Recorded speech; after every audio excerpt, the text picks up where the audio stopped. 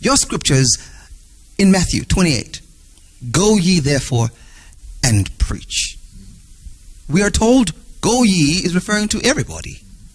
And then comes the era of baptism. Then we're told, no, actually, that part doesn't apply to everybody. It is only the pastor.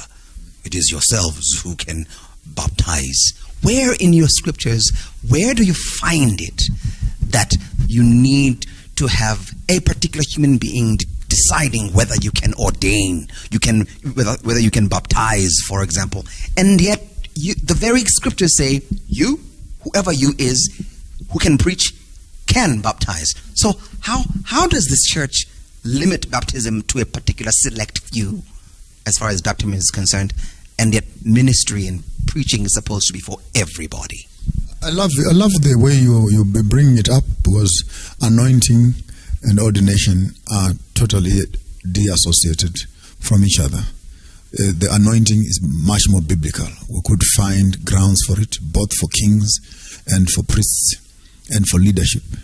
But when it comes to ordination, I'll backtrack a bit and say, we don't have, let me be more specific so that this becomes very relevant. And I think if I can put my foot on the Adventist foot, the rest of the churches can also hear the pretext which I'm coming from. We don't have a theology of ordination. Ordination by a Catholic background is a career designed progression.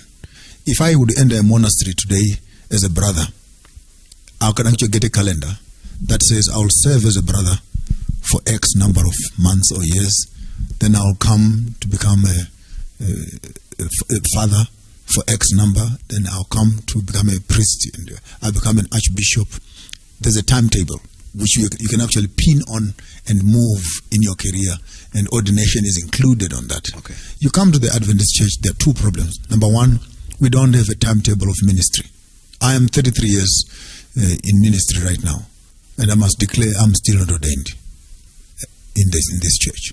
I know a pastor who was ordained a week before he retired so that he can access his pension funds as a principle, that he cannot access the church money if you are not ordained. So it's a preference. It's who likes you. When I was pastoring in Durban, another young pastor was called from Helderberg to come to my church, who had gotten a job in the army. And I'm not gossiping, this is public news. The people who did this, some of them are in the union, some of them are still in the conference. And the boy comes and says, I want to go to serve in the army. So they cannot allow me unless I'm ordained. So they brought the boy to my church without my knowledge, in a small little branch of a church, and ordained him there. He went back to Cape Town, and the job with the government did not work. And he had graduated. But he was already on the church books as an ordained minister. And the indictment was that you cannot have an ordained minister who is not working. So the conference was forced to absorb him into the conference. And alas, the same committee that had ordained him a few months earlier walk up to me and say, there's a young minister who is coming to the district. Oh, okay, fine. His name is, they give me the name. I already knew that he's ordained. And I played the John the Baptist trick. And I said, if he is coming to the district, he will become my supervisor. I will work under him. He said, no. You are more experienced than him. I said, no.